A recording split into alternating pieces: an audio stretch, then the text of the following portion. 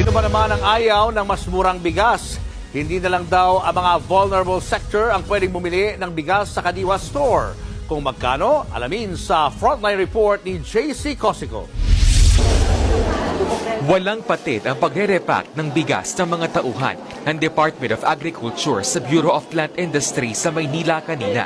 Nagsimula na ngayong araw ang pagbebenta ng 45 pesos sa kada kilong well-milled rice sa ilalim na kanilang Rice for All program. 10 piso mas mababa yan kumpara sa hanggang 55 pesos per kilong imported at local well-milled rice sa palengke. Ayon sa DA, direktang ibinabagsak ng mga trader at magsasaka sa Kadiwa ang ibinebentang bigas, kaya mas mababa ang presyo. Yun talaga ang konsepto ng Kadiwa na nababawasan yung layers ng middlemen, ng traders.